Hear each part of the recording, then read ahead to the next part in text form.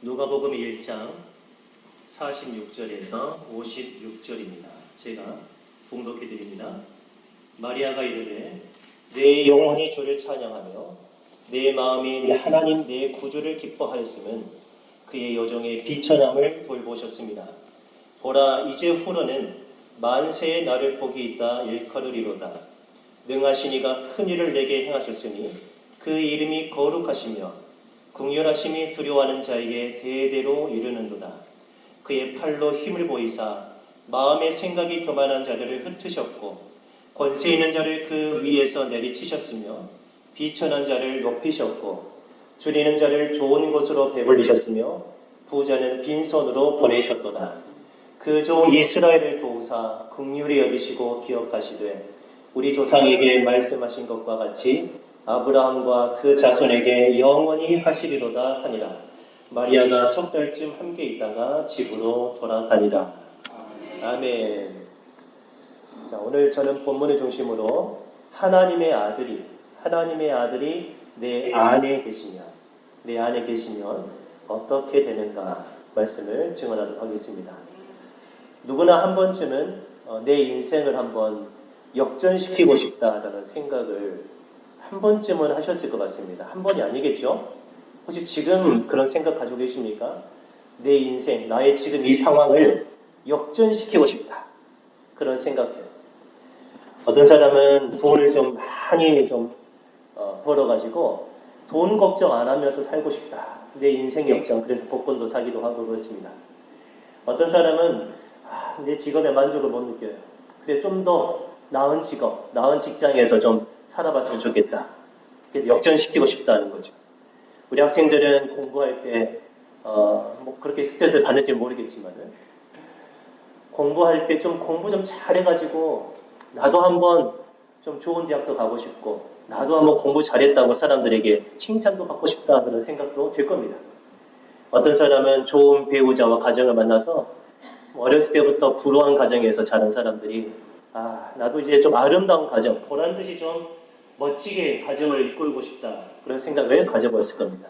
어떤 사람은 병약하고 날마다 비용을 신세를 지고 약을 젊었을 때부터 계속 먹어요. 그래서 한번 약 없이도 건강하게 한번 살아보고 싶다. 누구나 다 그런 인생 역전의 꿈을 갖고 있습니다. 저 또한 그런 꿈을 가지고 있습니다. 삶 속에서 우리는 여러 가지 이렇게 우리의 인생을 역전시킬 수 있는 기회들을 만납니다.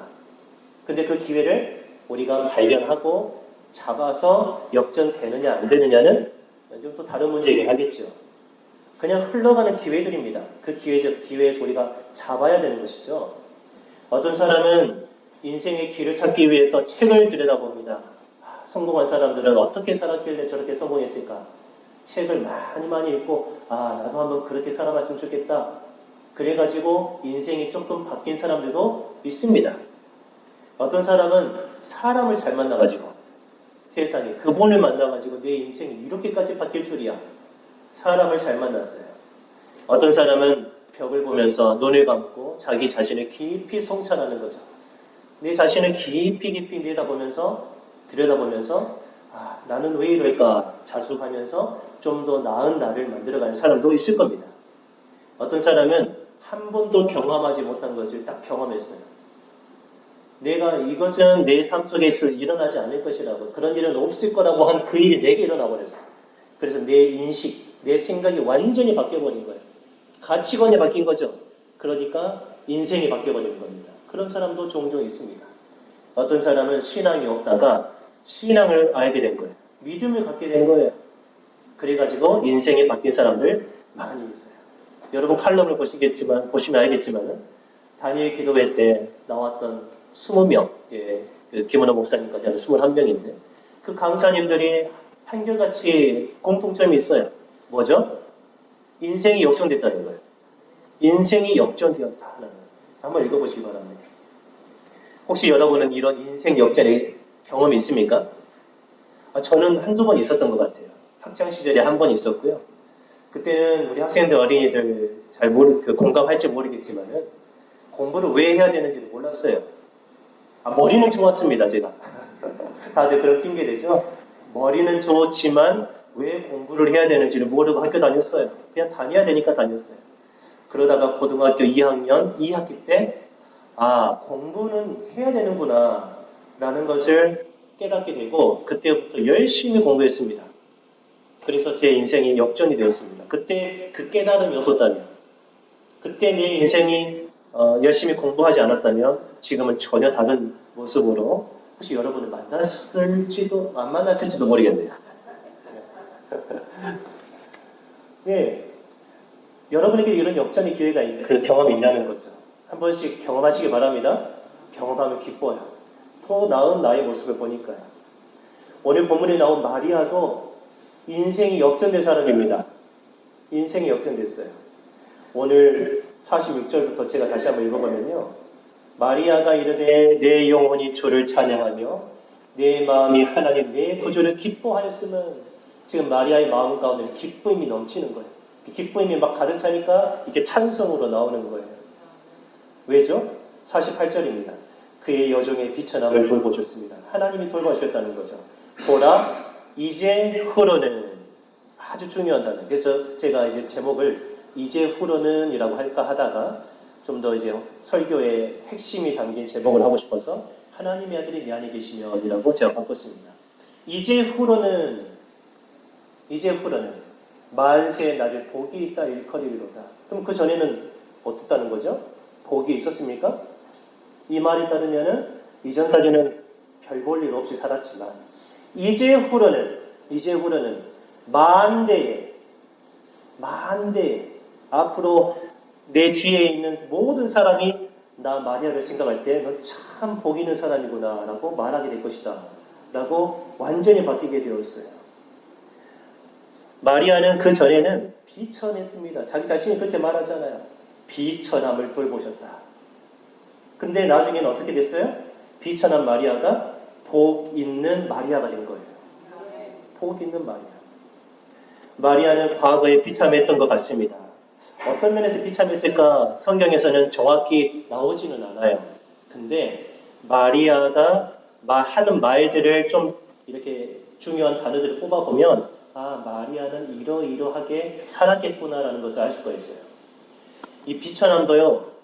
비천하다는 것은 나는 참 천하다라고 생각하는 거예요. 이것도 두 가지 종류가 있는 것 같습니다.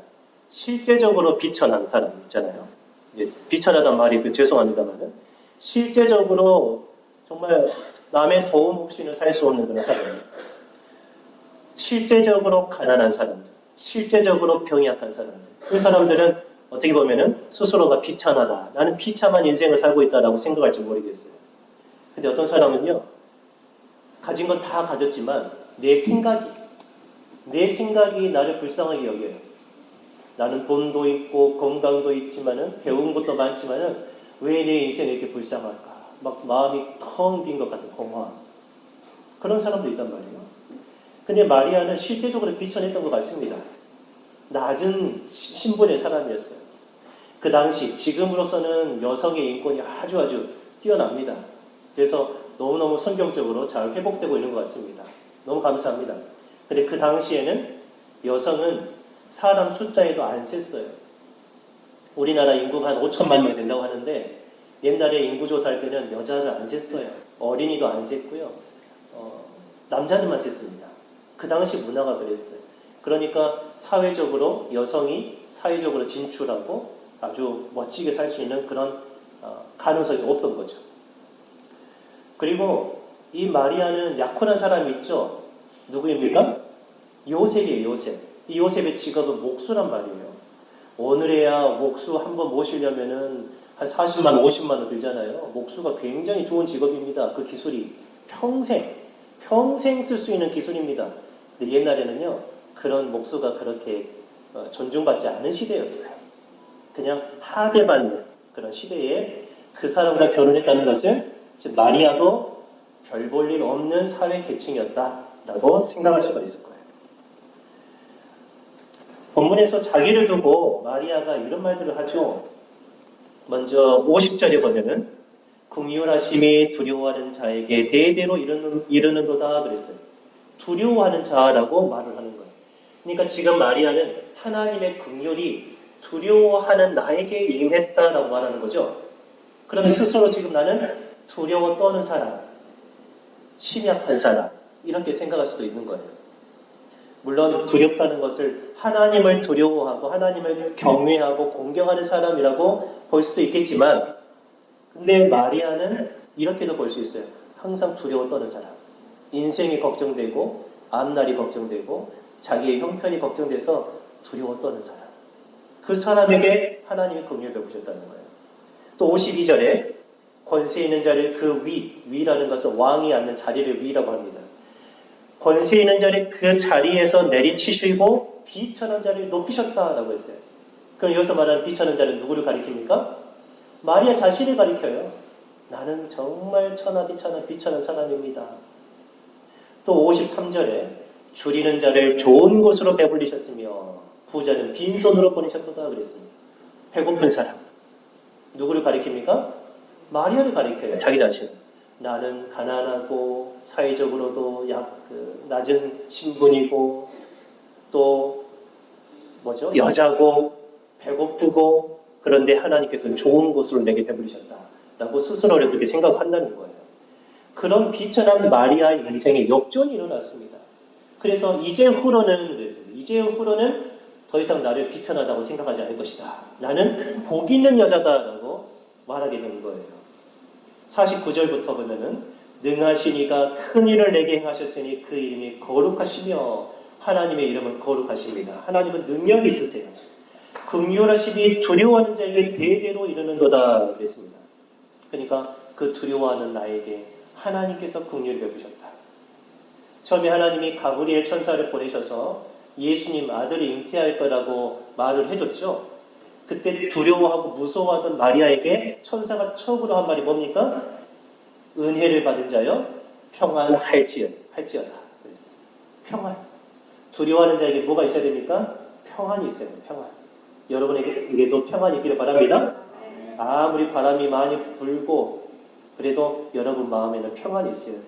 하나님이 마리아에게 평안을 주셨다는 거죠. 또 비천한 자를 높이셨습니다. 52절 읽었죠? 비천한 자를 높이셨고 가장 존귀하게 만드셨습니다. 또 배고픈 사람 줄이는 자를 배부른 자로 만들어주셨다는 거예요. 역전이 일어난 겁니다. 그럼 여기서 저의 질문은 이겁니다. 아주 중요한 질문이에요. 왜 마리아가 인생 역전을 하게 되었을까요? 계기가 뭡니까? 비천한 마리아에서 복 있는 마리아로 건너가게 된 그 계기가 뭐겠습니까? 어떤 기회를 잡았을까요? 하나님의 아들을 잉태한 것입니다. 하나님의 아들을 잉태한 거예요. 잉태했다는 것은 임신하게 되었다. 아기를 갖게 되었다는 뜻입니다. 성령이 마리아에게 임하셨습니다. 지극히 높으신 하나님의 능력이 마리아를 뒤덮었습니다. 마리아가 전능하신 창조주 하나님의 말씀을 믿었습니다. 하나님은 말씀하시고 마리아는 믿었습니다. 그러자 어떤 일이 일어났습니까? 마리아 뱃속에 하나님의 아들, 처녀의 뱃속에 하나님의 아들이 잉태하게 된 겁니다. 다시 말하면은 마리아 안에 누가 계신 겁니까?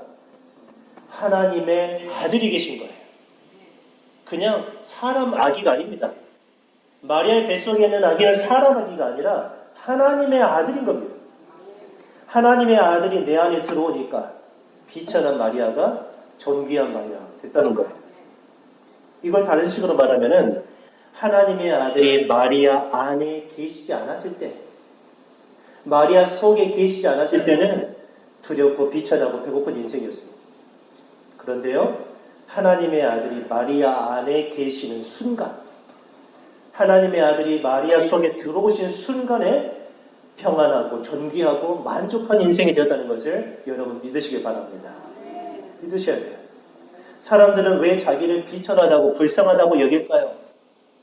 왜 나는 불쌍하다고, 여러분 혹시 그런 생각해 보셨습니까? 나는 참 불쌍한 사람이야. 혹시 눈물을 흘리면서 신세 타령해 보신 적 있습니까?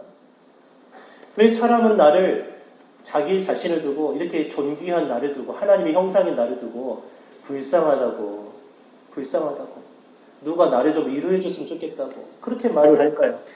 여러 가지로 설명할 수 있겠지만 오늘 본문에 따르면 딱 한 가지예요. 뭐예요? 하나님의 아들이 내 속에 안 계시니까. 하나님의 아들이 내 안에 계시지 않아요. 그러니까 비천한 거예요. 그러니까 나는 불쌍한 거예요. 아무리 많은 돈을 벌어도요, 하나님의 아들이 계시지 않으면 소용없습니다. 아무리 많이 배워도요, 채울 수 없습니다. 만족이라는 것은 오질 않아요.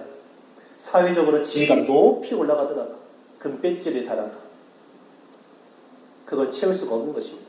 하나님의 아들만이 우리에게 주실 수 있는 행복이 있어요.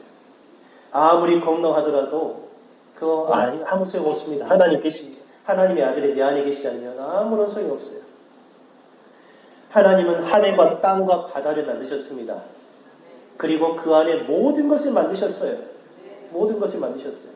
그 하나님이 내 안에 계시지 않기 때문에 이 세상에서 귀한 건 내 손에 가득 쥔다고 해도 만족할 수가 없는 거예요. 만족할 수가 없어요. 그런데 이 세상에서 존귀한 것, 다른 사람이 가지고 있으면서 떵떵거리는 것, 그거 내 손에 없어도요, 하나도 없어도 천지를 만드신 그 하나님이 내 안에 계신다고 생각해 보세요.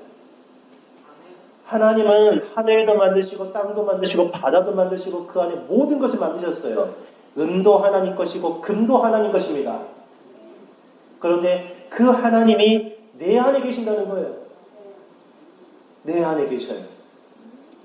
그래서 저는 예전에 이 사실을 깨닫고 나서 어렸을 때입니다. 초등학생 때였던 것 같아요. 그때부터 저는 이제 목사님이 되려고 했었으니까 이렇게 저는 말하고 다녔습니다. 저희 부모님께도 말씀드렸어요. 아빠, 엄마, 한국은행 돈 제 겁니다. 그랬어요. 안 믿으시는 것 같은데요. 비웃으시는 것 같은데요. 저는 한국은행 돈 제 겁니다. 여러분, 손대지 마세요. 왠 줄 아세요? 그럼 저한테 지금 수중에 돈이 많이 있을까요? 하나님이 내 안에 계시니까. 하나님이 나와 동행하시니까 저는 그냥 하는 말이 아니라 진심으로 하는 말입니다. 진심으로 하는 말이에요. 하나님은 필요하시면 주시죠.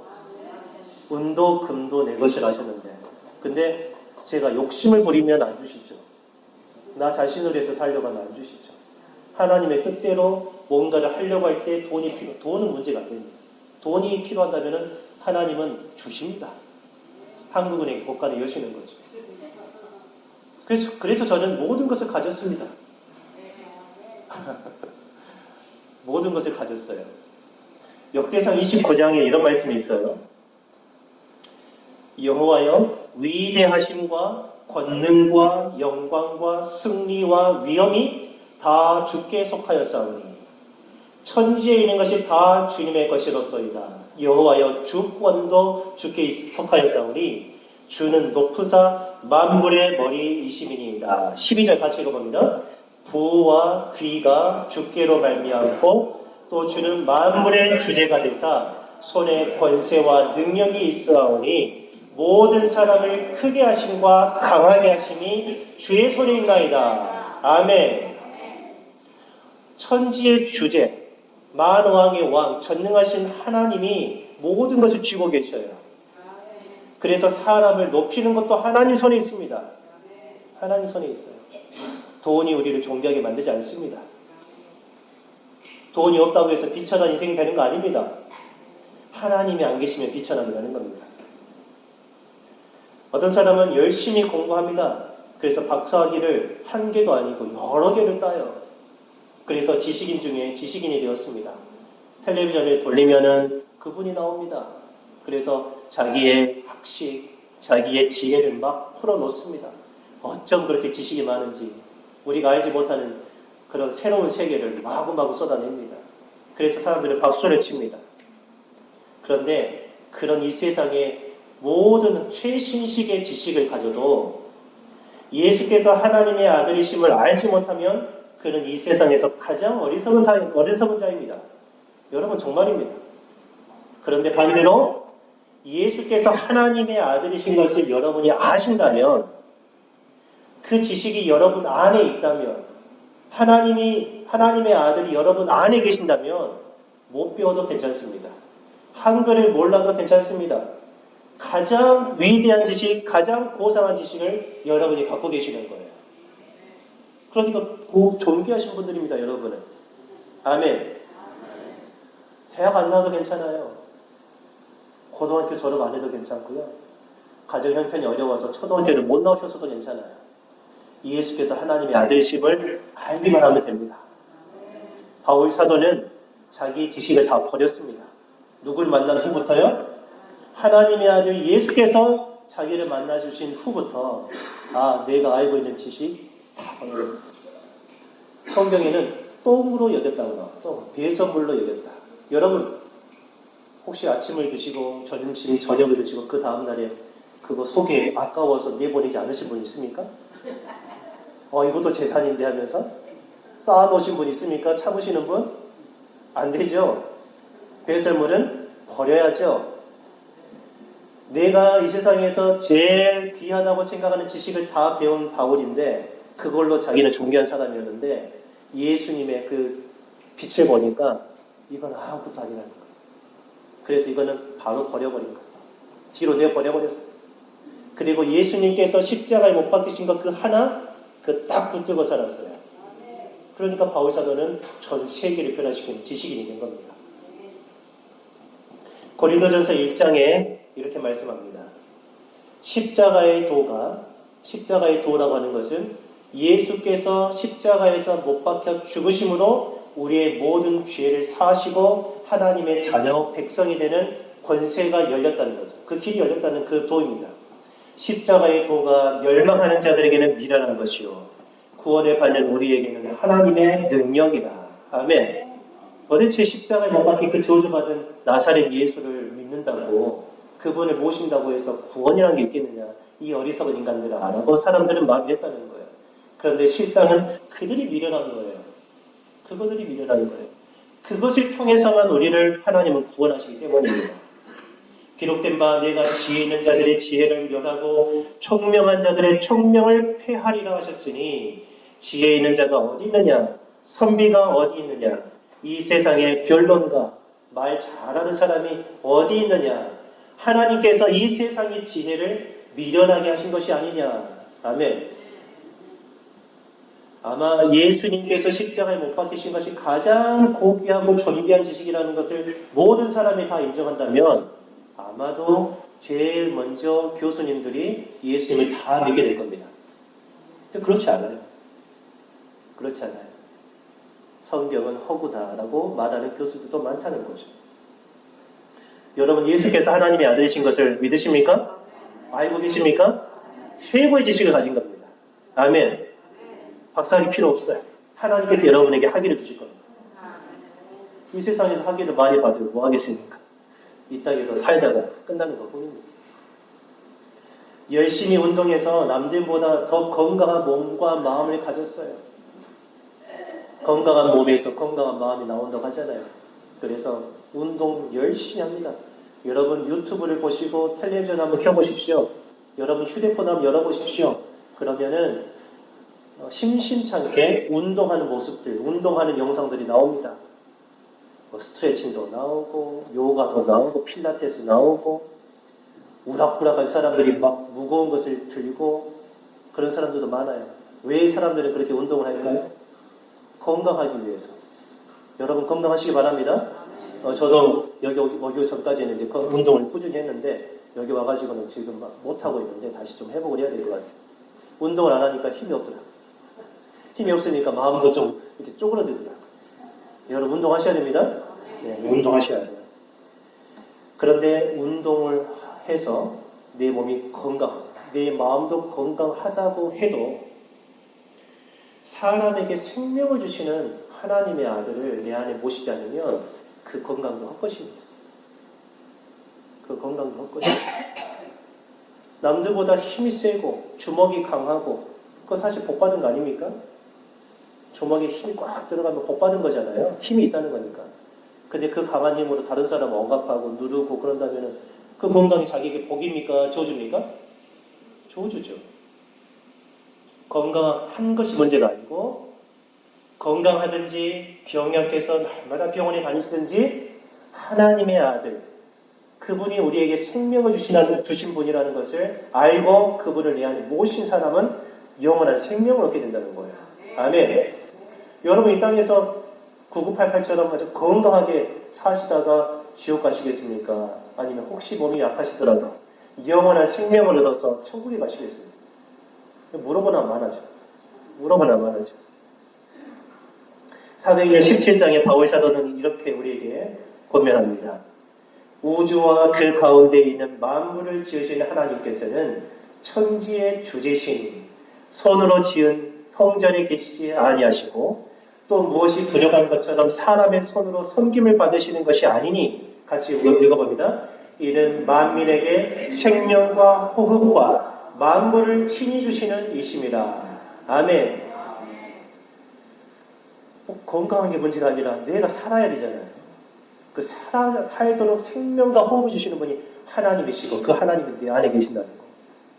그래서 나는 병 약해도 괜찮다는 거죠. 남들보다 힘이 좀 약해도 괜찮습니다. 저는 좀 마음이 아픈 게 뭐냐면은 지난주도 그랬고 오늘도 그랬고 이 계단으로 이렇게 손을 짚고 올라가고 내려가시는 분이 계셨어요. 또 오늘도 이제 여기 이쪽으로 쭉 오시는데 삥 돌아서 오시더라고요. 그래서 순간에 저도 모르게 엘리베이터 놔야겠습니다. 그랬어요. 정말 그 마음이 들더라고요. 그래도 괜찮습니다. 여러분 기어오시더라도 괜찮습니다. 여러분에게 생명을 주신 분 하나님이 여러분 안에 계십니다. 그럴 때 만족이 있어요. 그럴 때 행복해요. 그럴 때 행복해요. 하나님의 아들 예수 그리스도를 여러분 안에 영접하시길 바랍니다. 마리아처럼 하나님의 아들이 내 안에 계신다니까 아멘. 내 말씀대로 내게 이루어집니다. 말씀대로 하나님의 아들이 내 안에 잉태되기를 바랍니다. 한 것처럼 하나님의 아들 예수 그리스도께서 내 안에 오시기를 바랍니다. 하고 영접하시길 바랍니다. 그러면 인생 역전됩니다. 역전됩니다. 하나님의 아들 예수 그리스도 안에 인생의 역전이 있습니다. 예수님을 내 마음속에 모시면은 하나님의 자녀가 됩니다. 마귀의 자녀에서 비참하고 천하디 천한 마귀의 자녀에서 존귀한 하나님의 자녀가 되는 것입니다. 요한복음 1장 12절에 우리 믿음을 가지고 함께 읽어봅니다. 영접하는 자 곧 그 이름을 믿는 자들에게는 하나님의 자녀가 되는 권세를 주셨으니 아멘. 여러분 하나님의 자녀의 권세는 곧 하나님의 권세를 누리는 겁니다. 아멘. 임금의 아들의 권세, 왕자의 권세는요 왕과 버금가는 것입니다. 누구도 함부로 할 수 없는 거예요. 하나님의 자녀가 된 겁니다. 우리는 어떨 때요? 예수 그리스도를 내 안에 영접할 때. 어떻게 영접할 수 있습니까? 어떻게 예수님이 여러분 속에 들어가십니까? 믿을 때. 예수께서 나의 구주, 나의 하나님이신 것을 내 마음을 다해서 믿을 때, 고백할 때, 그때 예수님은 여러분 속에 들어가셔서 여러분의 인생을 바꾸기 시작하십니다. 하나님의 아들이 내 안에 계시면 그분은 나의 인생길에서 늘 평안을 주십니다. 두려운 일을 전혀 안 만난다는 게 아닙니다. 만나더라도 평안을 주십니다. 하나님의 아들은 모든 일에 나를 존귀하게 하십니다. 점점 더 나를 높이십니다. 높이세요. 어떤 상황에서든지 우리에게 만족함을 주십니다. 만족. 여러분 만족하시기 바랍니다. 근데 다른 데서 만족을 얻을 수가 없어요. 하나님의 아들 예수 그리스도 외에는 다른 만족함이 없습니다. 하나님의 아들이 내 안에 계시면요 심지어 내 죽을 몸까지도 다시 살리세요. 이거야말로 인생 역전 아닙니까? 내가 한번 살다가 죽어서 지옥 떨어져 버리면 어떻게 합니까? 그러나 내가 죽더라도 나의 죽은 몸도 살리셔서 하나님 나라로 데리고 가신다는 거예요. 이것이야말로 최고의 역전입니다. 최고의 역전. 로마서 8장 11절에 우리 힘차게 읽어봅니다. 예수를 죽은 자 가운데서 살리신 이의 영이 너희 안에 거하시면 그리스도 예수를 죽은 자 가운데서 살리신 이가 너희 안에 거하시는 그의 영으로 말미암아 너희 죽을 몸도 살리시리라. 아멘. 아멘. 예수님 안에 부활이 있음을 믿으시기 바랍니다. 예수님 안에 영원한 생명 천국이 있음을 믿으시기 바랍니다. 이 좋은 예수님을 안 믿으시면, 이 좋은 예수님을 내 삶의 주인으로 모시지 않으면 어디서 우리가 이런 행복을 얻겠습니까? 말씀을 정리하겠습니다. 예수님을 하나님으로 여러분 마음속에 모시길 바랍니다. 사랑하시길 바랍니다. 섬기시길 바랍니다. 마리아는 이렇게 말했습니다. 보라, 누구든지 보라는 거예요. 똑똑히 보아라. 이제 후로는 만대에 나를 복이 있다 하리로다 했는데, 이제 여러분도 우리도 그렇게 말을 해야 되겠죠. 똑같은 하나님의 아들이 마리아 뱃속에만 있는 게 아니라 우리 안에도 계십니다. 예수님을 영접한 이후로는 만세에 나는 복이 있는 사람. 우리 같이 한번 해볼까요? 제가 먼저 할게요. 따라서 하세요. 예수님을 영접한 이후로는 만세에 나는 복 있는 사람이다. 확신하면서 여러분 고백하시기 바랍니다. 기도하겠습니다.